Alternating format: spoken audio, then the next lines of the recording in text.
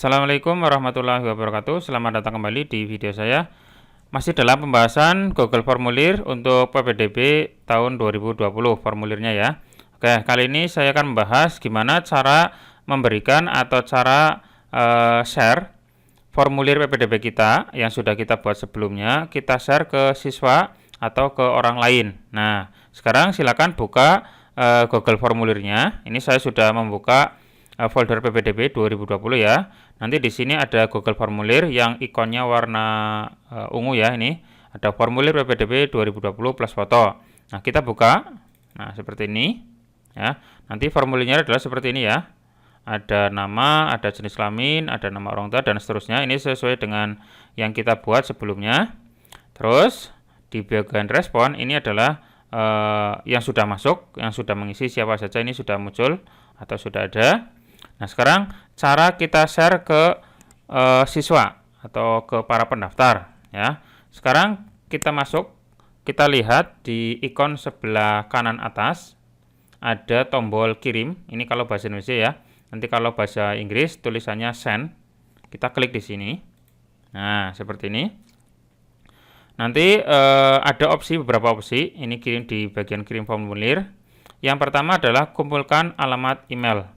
Kalau misalkan kumpulkan alamat email, ini seperti ini, nanti setiap siswa yang mengisi formulir ini, pendaftaran ini, wajib login ke akun Gmail-nya supaya bisa ngisi. Jadi, kalau tidak punya akun Gmail, ya berarti nggak bisa ngisi. Atau mungkin satu HP itu hanya untuk satu siswa saja, kecuali nanti bisa logout dan login lagi ke akun Gmail yang lain. Jadi, kalau misalkan mau supaya satu akun itu cuma mendaftar satu kali ya centang saja di sini kumpulkan alamat emailnya. Tapi kalau nggak perlu ini.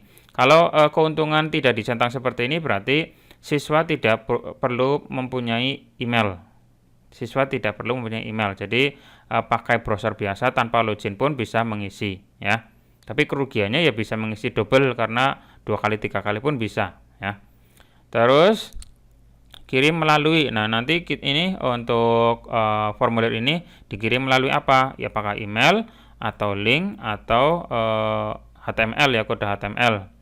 Nah sekarang kita share linknya, jadi nanti link yang ini atau alamatnya kita share ke WA atau ke grup atau ke Facebook. Nah di sini ada menu yang kedua, ada link atau tautan istilahnya. Nah tautannya yang ini, nah tinggal kita kopikan saja. Tapi kan ini panjang banget. Dari depan sampai akhir ini harus tercopy semua. Nah, supaya lebih pendek atau supaya lebih rapi, kita bisa perpendek URL-nya ini. Ada opsi perpendek URL. Nah, nanti alamat formnya itu akan lebih pendek. Tapi kalau misalnya ini juga akan sulit diingat-ingat, kita bisa perpendek lagi atau kita bisa persingkat lagi dengan menggunakan aplikasi pihak ketiga. Contohnya Bitly atau SID ya, banyak ya. Oke, kita bisa menggunakan aplikasi pihak ketiga yaitu yang Bitly contohnya. Ini saya coba praktekkan yang Bitly ya. Nah, ini Bitly. Ini saya sudah membuka. Dan ini saya sudah mendaftar ya, sudah login di akun saya. Keuntungan masuk ke atau login ya itu adalah kita bisa mengcustom alamat yang diperpendeknya. Contohnya seperti ini ya. Ada link yang panjang seperti ini ya, ada http e-learning SMK Manusia AJB SCHID dan seterusnya. Nah, kita singkat menjadi cuma ini bitly/pts Maret 2020. Lah ini kan gampang diingat-ingat. Nah, supaya bisa custom seperti ini ya kita harus login. Tapi kalau misalkan tidak login nggak masalah, tapi nanti hasilnya tidak bisa di custom atau mungkin nggak mudah diingat-ingat. Nah, untuk membuat short link atau perpendek linknya, kita tinggal kopikan saja yang ini.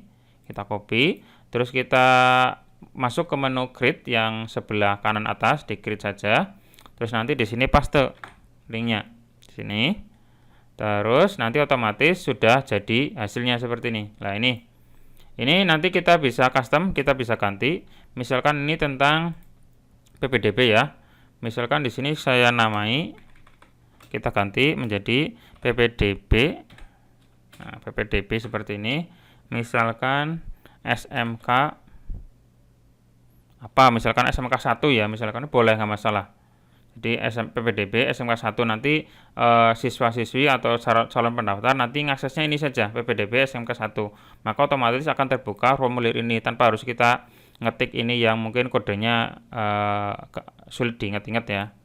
Lalu kalau sudah di sini sudah diedit, klik tombol save. Oke, ini sudah jadi PPDB SMK 1, tinggal kita kopikan lalu kita share ke bisa ke Facebook, bisa ke WA ya.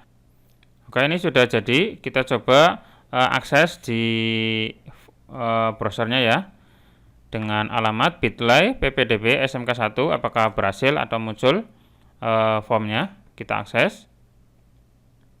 Nah, seperti ini kan jadi kan ya. Jadi yang tadinya linknya panjang kita perpendek menjadi seperti ini, bit.ly/ppdb SMK 1, sehingga mudah diingat-ingat. Sehingga kita bisa langsung membuka alamat ini tanpa harus ngetik yang panjangnya seperti ini ya, seperti itu. Itu adalah beberapa opsi untuk share atau membagikan formulir yang sudah kita buat di Google Form. Terus ada lagi settingan seperti ini. Di bagian menu sebelah kanan atas ada menu setting. Di sini ada menu umum, presentasi sama kuis. Untuk umum dulu, di sini kumpulkan alamat email. Nah, di sini itu berarti wajib siswa untuk login. Kalau misalkan tidak menginginkan, ya berarti tinggal di checklistnya dibuang saja. Terus batasi ke 1 tanggapan. Jadi nanti siswa nggak boleh ngisi double dengan menggunakan akun Google ya. Setelah masuk, setelah login, nanti siswa hanya bisa mengisi 1 kali saja, tidak boleh mengisi 2 kali ya. Terus berikutnya adalah responden dapat. Nah, di sini edit setelah mengirimkan. Setelah dikirim formulirnya, nanti apakah ada perintah mau diedit ulang atau tidak. Kalau misalkan nggak perlu ya udah 1 kali saja selesai ya. Terus ini lihat diagram ringkasan. Mungkin nanti kalau ininya formulirnya beberapa halaman, nanti ada grafik atau diagram sampai langkah ke berapa ya. Ini bisa. Untuk presentasi ini proses. Ini sebenarnya boleh saja ditampilkan, nggak apa-apa. Terus untuk acak urutan pertanyaan ini jangan ya, nanti pertanyaannya harusnya kan urut nama, jenis kelamin, nama orang tua dan seterusnya. Kalau diacak nanti macam-macam lah, malah nggak sesuai, berantakan jadinya. Terus tampilkan link untuk menyerahkan tanggapan lain. Ini nggak usah, nggak apa-apa, sehingga nanti setelah mengisi formulir ya udah selesai ya. Terus pesan konfirmasi ini berarti silakan diisi dengan tanggapan kita sebagai panitia, misalkan ucapan terima kasih atau mungkin silakan cek bukti pendaftaran di email atau silakan datang ke sekolah tanggal berapa, itu bisa di sini ya. Terima kasih, data telah tersimpan ya, misalkan seperti ini. Sudah selesai ya. Terus untuk kuis ini kosongi saja, bukan kuis ya. Kalau sudah diklik simpan, udah selesai seperti itu. Nanti tinggal kita tunggu calon siswa untuk mengisi, nanti munculnya di sini. Oke ya, seperti itu. Itu untuk settingan cara share ke siswa supaya formulir ini bisa diakses. Oh iya, satu lagi, nanti kalau misalkan jadwal pendaftarannya sudah tutup, ya sudah tutup, misalkan tanggal berapa sudah tutup, tinggal kita geser ini saja. Menerima tanggapannya kita nonaktifkan. Di sini kan menerima tanggapannya aktif, berarti calon siswa peserta didik masih bisa mengisi. Tetapi kalau misalkan jadwal pendaftarannya sudah tutup, ya tinggal kita nonaktifkan saja, tinggal kita geser. Nah, seperti ini. Jadinya tidak menerima tanggapan. Kalau sudah tidak menerima tanggapan berarti tidak bisa diakses. Misalkan seperti ini. Ini alamat linknya. Kita coba akses ya alamat linknya atau formulirnya apakah masih bisa diakses.